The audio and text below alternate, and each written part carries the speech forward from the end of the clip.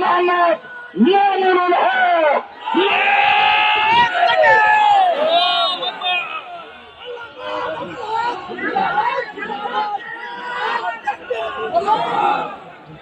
السلام عليكم ورحمة الله. الحمد لله رب العالمين والصلاة والسلام على سيد المرسلين وعلى آله وأصحابه أجمعين. বাংলাদেশ খেলাফত মজলিস ঢাকা মহানগরের উদ্যোগে আয়োজিত আজকের এই গণমিছিল পূর্ব সমাবেশে উপস্থিত সংগ্রামী সভাপতি, উপস্থিত বাংলাদেশ খেলাফত মজলিসের কেন্দ্রীয় নেতৃবৃন্দ, সমবেত বিক্ষুব্ধ বাংলাদেশ খেলাফত মজলিসের নেতা কর্মী ও সংগ্রামী দেশবাসী, বাংলাদেশ 2024 সালের জুলাই বিপ্লবের মধ্য দিয়ে যে এক ফ্যাসিবাদ মুক্ত বাংলাদেশ গড়া হয়েছে, হাজারো মায়ের বুক খালি হয়েছে, অসংখ্য যুব ও তরুণ প্রাণ বিসর্জন দিয়েছে, এই রক্তের স্রোত প্রবাহিত হয়েছে যেই ফ্যাসিবাদ, বৈষম্য এবং অবিচারকে দূর করার জন্য নতুন বাংলাদেশে ফ্যাসিবাদ এবং ফ্যাসিবাদ আসার সকল পথ রুদ্ধ না করা পর্যন্ত আমাদের এই সংগ্রাম এবং আমাদের আন্দোলন অব্যাহত থাকবে ইনশাআল্লাহ।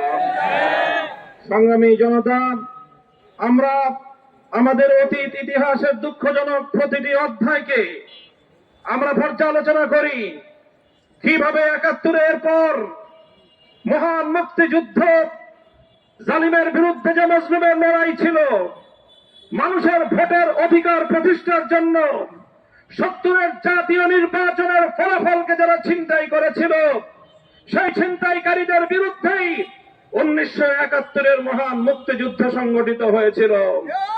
কিন্তু আমরা দেখতে পেয়েছি ৭১-এর ১৬ই ডিসেম্বর মুক্তিযুদ্ধের মধ্য দিয়ে অর্জিত স্বাধীন বাংলাদেশে সেই সংগ্রামের নেতৃত্ব দানকারী শেখ মুজিবুর রহমান সাহেব দুঃখজনক ভাবে জাতির ইচ্ছা এবং অভিপ্রায়কে পায়ের নিচে পিষ্ট করে সদ্য স্বাধীন রক্তের বিনিময়ে অর্জিত একটি স্বাধীন মানচিত্রের স্বাধীনতাকে কিভাবে ভারত মাতার চরণ তলে বলি দিয়েছিলেন। আমরা দেখেছি ৭২ সালে শ্রীমতী ইন্দিরা গান্ধীর কাছে গিয়ে বাংলাদেশে নতুন ভাবে সংবিধান তৈরি করবার প্রেসক্রিপশন নিয়ে আসলেন।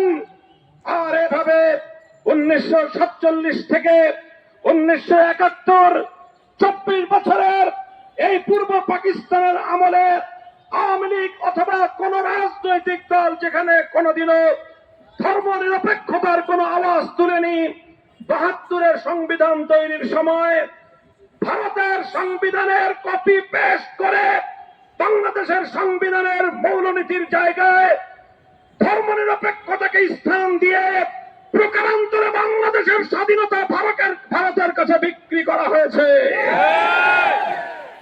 এরপর ৭২-এর সংবিধানের নেতৃত্বে বাংলাদেশে এক নতুন চেতনা গজিয়ে ওঠে।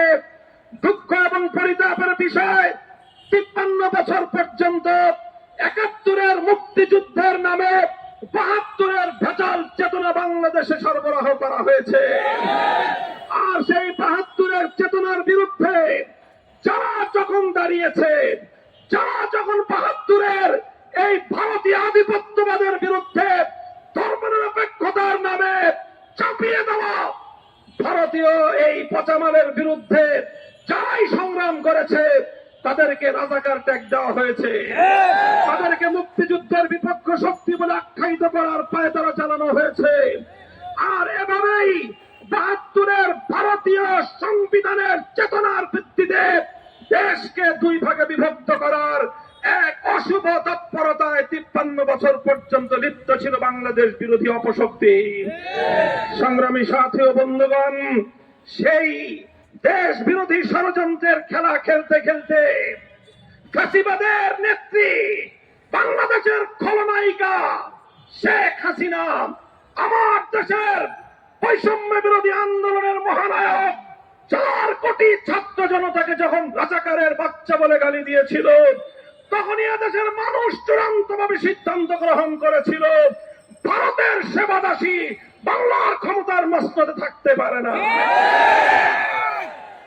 আজ 24-এর গণ অভ্যুত্থান পরবর্তী বাংলাদেশে আমরা পরিষ্কার ভাষায় বলতে চাই, 71-কে যেভাবে 72-এর চেতনা দিয়ে বিক্রি করা হয়েছিল, 71-এর চেতনার পরিবর্তে যেভাবে 72-এর চেতনা দাঁড় করানো হয়েছিল, এভাবে 2024 সালের এদেশের তাওহীদি জনতা, ইসলামী জনতার বিপুল অংশগ্রহণের মধ্য দিয়ে সম্পাদিত গণবিপ্লব, গণ অভ্যুত্থান, ফ্যাসিবাদ বিরোধী এই বিজয়কে ছিনতাই করতে আসলে রাজপথে মোকাবেলা করা হবে, রাজপথে মোকাবেলা করা হবে।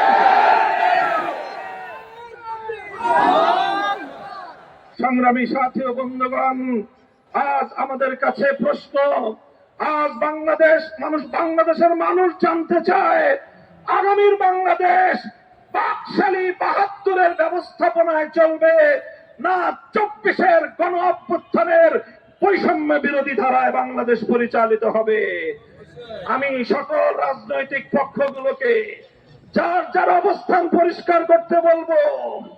যারা 24-এর বিপক্ষে অবস্থান নিবে তারাই 72-এর বাকশালপন্থী। আমরা আমাদের অবস্থান পরিষ্কার করছি। আমরা 24-এর অভ্যুত্থানের ভিত্তিতে আগামীর বাংলাদেশ গড়ে তুলব ইনশাআল্লাহ। সেই বাংলাদেশের 1905 সালের বঙ্গভঙ্গের বিষয় থাকবে, সেই আগামীর বন্দোবস্তে 1947 সালের দেশ বিভক্তির বিষয় থাকবে, সেই বাংলাদেশে 1971-এর মহান মুক্তিযুদ্ধের চেতনা থাকবে, সেই বাংলাদেশে 24-এর গণ অভ্যুত্থানের ভিত্তিতে আগামীর বাংলাদেশ তৈরি করা হবে ইনশাআল্লাহ। সংগ্রামী সাথী ও বন্ধুগণ, তাই আজ আমাদের এখনকার সবচেয়ে বড় প্রশ্ন হলো 24-এর জুলাই সনদ, সেই জুলাই সনদের আইনি ভিত্তি, এটা আগামীর বাংলাদেশের বাঁচা মরার প্রশ্ন। 24-এর জুলাই সনদের আইনি ভিত্তি 24-এর গণ অভ্যুত্থানের রাষ্ট্রীয় স্বীকৃতির প্রশ্ন। 24-এর জুলাই সনদের আইনি ভিত্তি আমার হাজার হাজার মায়ের কোল খালি করা আমাদের শহীদদের পবিত্র রক্তের প্রতি শ্রদ্ধার প্রশ্ন।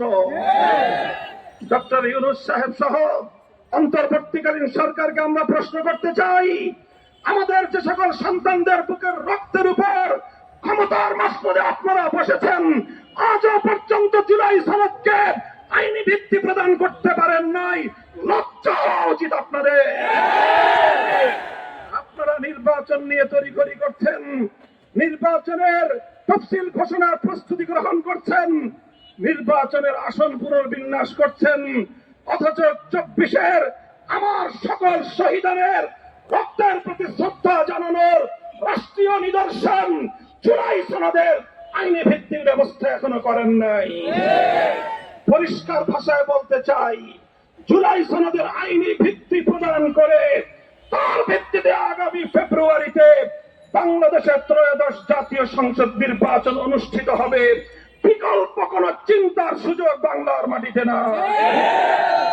এজন্য আমাদের স্পষ্ট দাবি, রাষ্ট্রপতির আদেশের মাধ্যমে প্রাথমিক জুলাই সনদের আইনি ভিত্তির প্রাথমিক মর্যাদা প্রদান করতে হবে।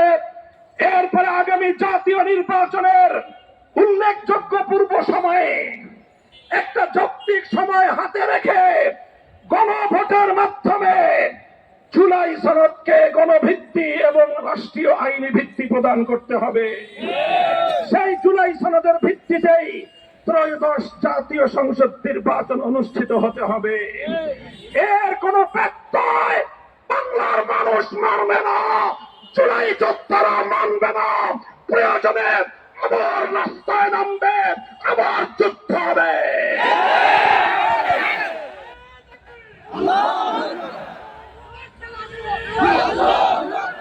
সংগ্রামী সাথী ও বন্ধুগণ, এখনো দেখি কেউ কেউ ফ্যাসিবাদী যুগের নেডি ফেরাউন শেখ হাসিনা এবং তার দলের প্রতি মায়া কান্না করে।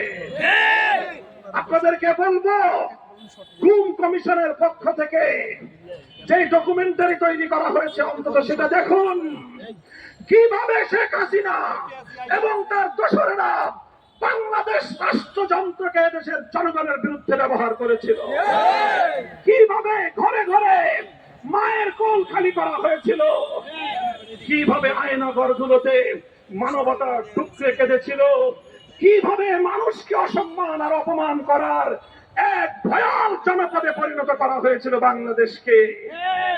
গোটা আওয়ামী লীগ শেখ হাসিনা থেকে ইউনিয়ন এবং ওয়ার্ড লেভেল পর্যায় পর্যন্ত আওয়ামী লীগ, যুবলীগ, ছাত্রলীগের প্রতিটি নেতা কর্মী এই খুন এবং গুণের সঙ্গে প্রত্যক্ষভাবে জড়িত ছিল। বিচার করতে হবে তাদের বিচার নিশ্চিত না হওয়া পর্যন্ত বাংলাদেশের রাজনীতিতে তাদের পুনর্বাসনের দুঃস্বপ্ন যেন কেউ না দেখেন। সংগ্রামী সাথী ও বন্ধুগণ, বাংলাদেশ খেলাফত মজলিস ঘোষিত 5 দফা দাবি আদায়ের জন্য আজকের এই গণমিছিল থেকে আগামী 12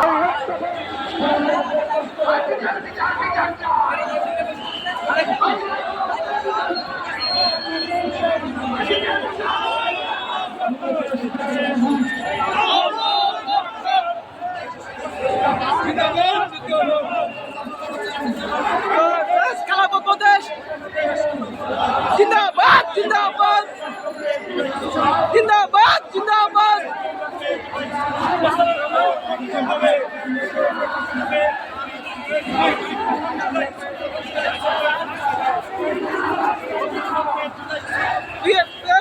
চাই মানি না, মানব না।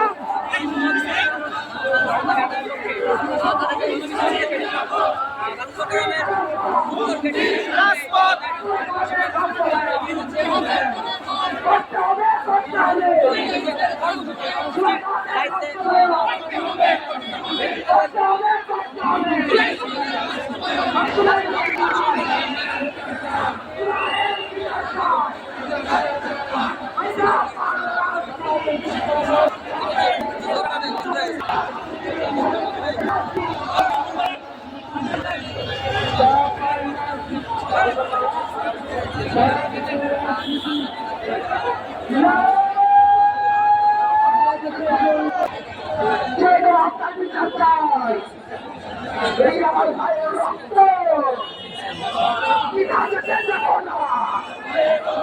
এই আমার ভাইয়ের রক্ত